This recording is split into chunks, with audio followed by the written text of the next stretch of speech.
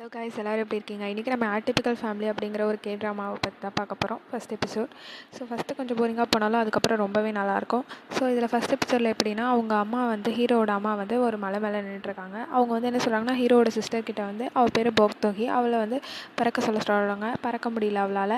அதே மாதிரி ஹீரோ கிட்ட சொல்கிறாங்க, நீ உன்னால் பாஸ்ட்டுக்கு போக முடியுதான்னு பாரு அப்படின்னு. ஆனால் அவனாலையும் போக முடியல. அதுக்கப்புறம் அவங்க பொண்ணுக்கிட்ட சொல்கிறாங்க, ஹீரோவோட பொண்ணுக்கிட்ட, இந்த மாதிரி உன்னால் ஏதாவது பண்ண முடியுதான்னு பாருமா அப்படின்னு சொல்கிறாங்க. ஆனால் அவங்களாலேயும் முடியல. என்னாலேயும் தூங்க முடியல, நான் என்ன தான் பண்ணுறதுன்னு எனக்கே தெரில அப்படின்னு சொல்கிறாங்க. அப்போ எல்லோரும் அவங்கவுங்க அமைதியாக இருக்காங்க. சரி, நான் இப்போ செத்துடலான்னு நினைக்கிறேன் அப்படிங்கிற மாதிரி சொல்லிட்டு இருக்கும்போது பார்த்தா திடீர்னு ஹீரோவை காணோம். ஹீரோவை பார்த்தா கடலில் விழுந்து கிடக்கான். அப்போ தான் போய் ஹீரோயின் போய் காப்பாற்றுறாங்க. எதனால என்னன்னு தெரில. அதுக்கப்புறம் ஹீரோ ஹாஸ்பிட்டலில் இருக்கான். ஹாஸ்பிட்டலில் இருந்தோடனே ஹீரோ வந்து எல்லாருமே பார்த்துருக்காங்க. ஏன்டா நீ இப்படி கீழே குதிச்ச அப்படிங்கிற மாதிரி அவங்க அம்மா கேட்டுட்ருக்காங்க, தண்ணியில் குதிச்ச அப்படின்னு. அப்போ வந்து ஹீரோவோட சிஸ்டர் வந்து கலாய்ச்சிருக்காங்க, உன் பொண்ணே படுறா ஒன்றும் கண்டுக்கவே இல்லை, என்னடா அது அப்படின்ற மாதிரி இருக்காங்க.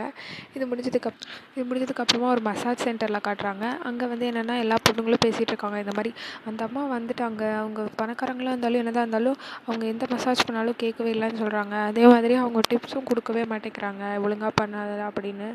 அதே மாதிரி அவங்க என்னென்னா தூக்கம் வரலன்னு சொல்கிறாங்க. ஆனால் தூக்கிறதுக்கு எதுவும் மாத்திரையும் கொடுக்க மாட்டேங்கிறாங்க. என்ன தான் பண்ணுறது, நான் போக மாட்டேன் அப்படின்றாங்க. அப்போ மேனேஜர் வந்து சொல்கிறாங்க, யார் போகலன்னா அப்போ நானே போகிறதா அப்படின்ற மாதிரி திட்டுறாங்க.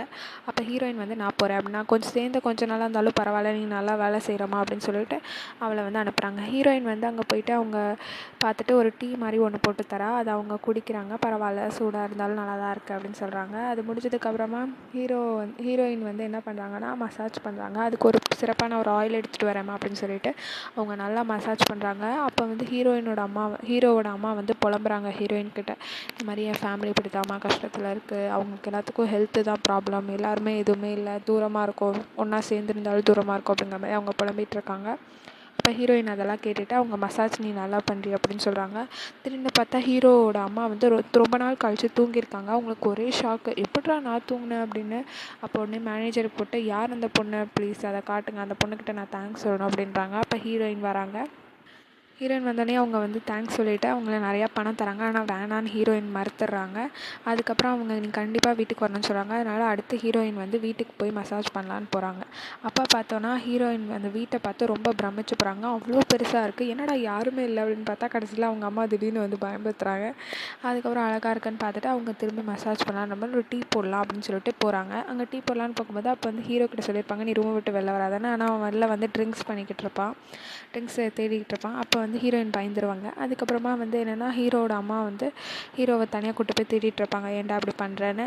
அதுக்கப்புறம் ஹீரோயின் வந்து அந்த டீயை போட்டு டீயில் டக்குன்னு யாரும் பார்க்காத மாதிரி ஏதோ ஒன்று கலக்குறாங்க. கலந்ததுக்கப்புறம் ஹீரோவோட அம்மா கிட்ட கொடுக்குறாங்க. ஹீரோவோட அம்மாவுக்கு ஹீரோயின் நல்லா மசாஜும் பண்ணி வராங்க. அவங்களும் அந்த மாதிரி என்னம்மா உன் ப்ராப்ளம் அப்படி என்ன உன்னோட வாழ்க்கை அப்படின்னு கேட்கும்போது, எனக்கு 2 மேரேஜ் ஆகிருக்கு. ஃபஸ்ட்டு மேரேஜில் வந்து என்னென்னா சீட் பண்ணிட்டாங்க. செகண்ட் மேரேஜில் வந்து குடிச்சு என்னை ரொம்ப தொந்தரவு பண்ணாங்க, அடித்து. அதனால் நாங்கள் டைவர்ஸ் ஆகிட்டோம். ஆனால் தான் நான் ஒரு நல்ல ஃபேமிலி மேக் பண்ணுறதுக்காக வெயிட் பண்ணிக்கிட்டு இருக்கேன், கல்யாணம் பண்ண வெயிட் பண்ணியிருக்கேன், எனக்கு எந்த பேரண்ட்ஸோ யாருமே இல்லை அப்படின்னு சொல்லி வருத்தப்படுறாங்க. ஹீரோவோட அம்மா ஹீரோவோட அப்பா கிட்ட தனியாக, அதுக்கப்புறம் ஹீரோயின் போனதுக்கப்புறம் பேசிகிட்டு இருக்காங்க. இந்த மாதிரி ஹீரோயின் வந்து ஒரு ரொம்ப நல்ல பொண்ணு, அவள் நம்ம குடும்பத்துக்கு சரி வருவான்னு நினைக்கிறேன் அப்படிங்கிற மாதிரி பேசிக்கிட்டு. அப்போ ஹீரோயின் பார்த்தோன்னா வேறு ஒரு மசாஜ் சென்டர் மாதிரி போகிறாங்க. அங்கே போய்ட்டு ஒருத்தவங்களை அம்மான்னு கூப்பிட்றாங்க. இப்போ ஏதாவது செஞ்சு சாப்பிட நான் வந்து வரேன், இப்போ பிஸியாக இருக்கேன் அப்படின்னு சொல்லிடுறாங்க. அதனால் ஹீரோயின் எதுவும் செஞ்சு சாப்பிட்லான்னு இன்ஸ்டன்ட் நூடுல்ஸ் செய்ய பார்க்குறாங்க. ஆனால் அவங்களால அடுப்பு பற்ற வைக்கிறதுக்கு அவங்க ரொம்ப பயப்படுறாங்க. அவங்களுக்கு நெருப்புனா பயம்னு இந்த இடத்துல நமக்கு தெரியுது. அப்புறம் அவங்க அப்படியே கடிச்சு நூடுல்ஸை வெறுமனே சாப்பிட்றாங்க. ஹீரோ அந்த சைடு அவங்க பொண்ணுக்கிட்ட பேசுகிற பண்ணாரு, ஆனால் எதுவும் புரியல. அடுத்து அவங்க ஹீரோட ஃபேமிலி ஜிம்மில் வந்து ஒரு புதுசாக ஒரு பொண்ணு வரா, அவள் பேர் கிரேஸ். அவள் வந்து என்னென்னா ஹீரோவை தள்ளி படிக்க சொல்கிறான்.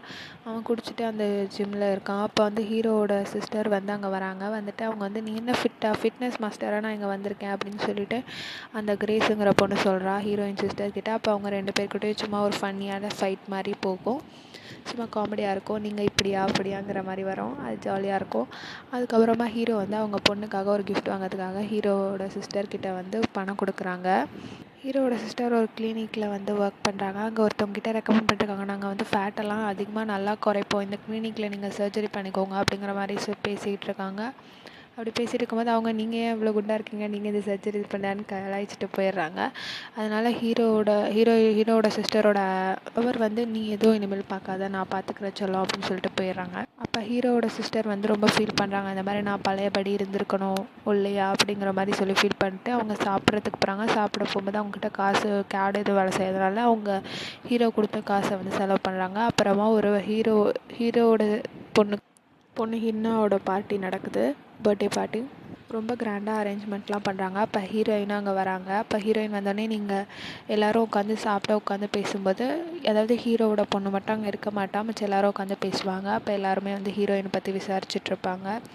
அப்போ ஹீரோவோட சிஸ்டரும் வந்து நீங்கள் எப்படி இங்கே வாழ போகிறீங்கன்னே தெரில, இங்கே ரொம்ப கஷ்டமான குடும்பம், நீங்கள் வேறு நல்ல வாழ்க்கை இருக்குது உங்களுக்கு, அதை தேடுங்க அப்படிங்கிற மாதிரி பேசிகிட்டு இருப்பாங்க. அதுக்கப்புறம் ஹீரோவோட அம்மா வந்து ஹீரோயின்கிட்ட சப்போர்ட்டாக பேசுவாங்க. அப்போ ஹீரோவோட அப்பா வந்து அதாவது ஹீரோவோட பொண்ணோட ரூமுக்கு போயிட்டு நீ எதுவும் சாப்பிடலையான்னு கேட்குறாரு. அப்போ ஹீரோவோட பொண்ணு வந்து எதுவும் புது ட்ரெஸ்லாம் போடாமல் இன்றைக்கி உன் பர்த்டே அன்றைக்கும் இப்படி இருக்காதம்மான்னு சொல்லும்போது அவள் எனக்கு பிடிச்ச டிஷ்ஷை பண்ணுங்கன்னு சொல்லுவாங்க. அப்போ அவங்க கேக் பண்ணி வைப்பாங்க. அப்போ வந்து ஹீரோவோட அம்மா வந்து ஹீரோவை திட்டுவாங்க, ஏன்டா நீ இப்படி இருக்க, இந்த மாதிரி இருக்காதடா அப்படிங்கிற மாதிரி திட்டுவாங்க.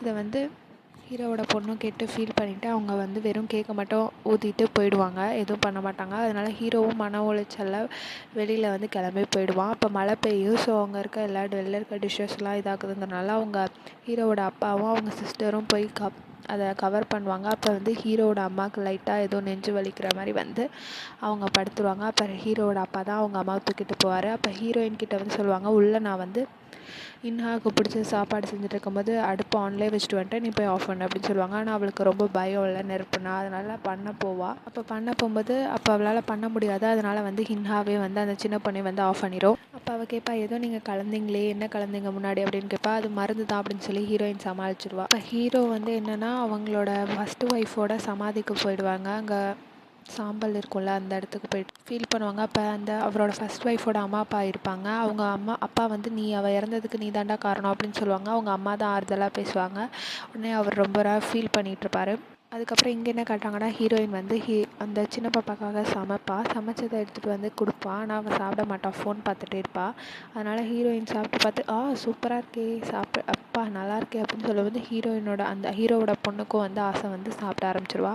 அப்போ தான் அவள் சொல்லுவாள், நீங்கள் இந்த ஃபேமிலியில் இருக்காதீங்க, நீங்கள் நல்லவங்களா தெரியுறீங்க, எங்களுக்கு சூப்பர் பவர்ஸ்லாம் இருக்குது, உங்களுக்கு தெரியாது, ஸோ இது வந்து ரொம்ப ரிஸ்க்கு, நீங்கள் வேணாம் இங்கே இருக்காதீங்க அப்படிங்கிற மாதிரி சொல்லுவாள். அப்புறமா ஹீரோயின் வந்து பாத்திரத்தை கழுவி எடுத்து வச்சுட்ருப்பாங்க. அப்போ ஹீரோ வருவார். அப்போ ஹீரோ கிட்ட சொல்லுவாங்க, நீ எதுக்காக நீங்கள் என்னை நம்பாத, நீ வந்து போயிடு அப்படின்ற மாதிரி ஹீரோயின் கிட்ட ஹீரோ சொல்லுவான். அப்போ வந்து ஹீரோயின் வந்து சொல்லுவாங்க, நீ எதுக்காக அந்த கடலில் குதிச்சேன்னு எனக்கு தெரியும், அங்கே ஒரு சின்ன பாப்பாவோட பொம்மையை காப்பாற்றுக்காக தான் நீ குதிச்ச, அந்த பாப்பா நீ போனதுக்கப்புறமா எவ்வளோ சந்தோஷப்பட்டான்னு எனக்கு தெரியும், ஸோ அதனால் எனக்கு தெரியும் நீ உன்னால் காப்பாற்ற முடியும்னு அப்படின்னு சொல்லுவாள். அப்போ வந்து ஹீரோ சொல்லுவாள், என்னால் யாரையுமே காப்பாற்ற முடியாது எப்பயுமே அப்படின்ற மாதிரி சொல்லும்போது ஹீரோயின் வந்து நம்ம எல்லாருமே பகிர்ந்துக்கணும் இல்லையா, ஸோ நான் இப்போ பண்ணியிருக்கேன், நீங்கள் இதை வந்து டிஷ்ஷஸை நீங்கள் பண்ணுங்கள் அப்படிங்கிற மாதிரி அவள் சொல்லிட்டு போயிடுவாள். அடுத்து ஹீரோயினை காட்டுறாங்க. ஹீரோயினோட அம்மா வந்து அவகிட்ட தனியாக பேசணும்னு கூப்பிட்றாங்க. அப்போ எல்லோரும் பேசுகிறாங்க. அப்போ பார்த்தா தான் நமக்கு ஒரு ட்விஸ்ட்டு தெரியுது. என்னென்னா அந்த கிரேஸு, அப்புறம் அந்த அம்மா, அப்புறம் அந்த ஹீரோயின், அப்புறம் இன்னொருத்தன் எல்லோரும் சேர்ந்து தான் வந்து ஒன்றா இவங்க எல்லோரும் ஒரே டீம். இவங்க வந்து பணத்தை வந்து கொள்ளையடிக்கிற கேங் மாதிரி. அந்த கிரேஸுங்கிற பொண்ணு தான் அவங்க ஃபஸ்ட் ஹஸ்பண்டோட சீட் பண்ணியிருப்பா. அதுக்கப்புறம் செகண்ட் வந்து வேணும்னே ஹீரோயினே தலையில் அடிச்சுட்டு டிவோர்ஸ் வாங்கியிருப்பாங்க. ஸோ அவங்க பணத்துக்காக தான் இதெல்லாம் பண்ணுறாங்க. இப்போ நமக்கு ஒரு ஃபேமிலி சிக்கிடுச்சு, நம்ம இனிமேல் செட்டில் ஆகிடலாம் அப்படிங்கிற மாதிரி அவங்க எல்லோரும் சந்தோஷமாக சிரிச்சிட்ருக்காங்க. அப்போ வந்து ஹீரோ வந்து அவன் பொண்ணு பர்த்டேக்காக வந்து ஒரு பொம்மை கிஃப்ட் வாங்கிட்டு போய் கொடுப்பான். இதே பொம்மையை தான் அவன் ஒவ்வொரு வருஷமும் வாங்கி கொடுத்துருப்பான். அதனால் அவள் பொண்ணு அப்படின்னு சொல்லிட்டு அவள் போட்டுருவா, ஒரு பாக்ஸ்குள்ளே போட்டு வச்சுருவா. அப்போ ஒரு ஃப்ளாஷ்பேக் காட்டுறாங்க. அதாவது ஹீரோவோட ஃபஸ்ட் ஒய்ஃப்க்கு வந்து எப்படி ஆக்சிடென்ட் ஆச்சு அப்படிங்கிற மாதிரி காட்டுறாங்க. அவங்க காரில் போய்ட்டு இருக்கும்போது ஹீரோவுக்கு தான் வந்து பாஸ்ட்டில் போகிற பவர் இருக்குல்ல, ஸோ அவன் மறைஞ்சிருவான். அப்போ ஹீரோவோட பொண்ணு ஹீரோவோட ஃபஸ்ட் ஒய்ஃப் மட்டும் காரில் போயிட்டுருப்பாங்க. ஹீரோ அந்த பொம்மையை வச்சுக்க சொல்லுவான். அவன் ஞாபகார்த்தமாக எப்பயுமே நான் கூடயே இருப்பேன் அப்படின்ற மாதிரி சொல்லுவான். அதனால அந்த பொண்ணு இங்கே அந்த சின்ன பாப்பா அப்பையும் வச்சுக்கிட்டே இருக்கும். அதுக்கப்புறம் அவன் திரும்பி வந்து பார்க்கும்போது அவங்க எல்லாருமே கார் ஆக்சிடென்ட் ஆகி நடக்கும். இதோட இந்த ஃபஸ்ட் எபிசோட் முடியுது. ஃபஸ்ட்டு போக ஸ்லோவாக இருந்தாலும் போக போக வந்து நல்லாயிருக்கும் காய்ஸ். ஸோ நம்புங்க, நான் ரெக்கமெண்ட் பண்ணுற ட்ராமா தான். ஸோ எல்லாருமே ப்ளீஸ் சப்ஸ்கிரைப் பண்ணிவிட்டு பாருங்கள். நான் இது ரொம்ப மோட்டிவேட் பண்ணும். அதே மாதிரி நான் சீக்கிரமாக அடுத்த எபிசோட் போட்டுடுறேன். பாய் காய்ஸ், எல்லோரும் டேக் கேர், நல்லா பார்த்துக்கோங்க. தேங்க்யூ ஃபார் வாட்சிங். பாய் பாய். ஹலோ காய்ஸ், எல்லோரும் எப்படி இருக்கீங்க? இன்றைக்கி நம்ம ஆட்டிபிக்கல் ஃபேமிலி அப்படிங்கிற ஒரு ட்ராமாவை பற்றி தான் பார்க்க போகிறோம் ஃபஸ்ட் எபிசோட். ஸோ ஃபஸ்ட்டு கொஞ்சம் போரிங்காக போனாலும் அதுக்கப்புறம் ரொம்பவே நல்லாயிருக்கும்.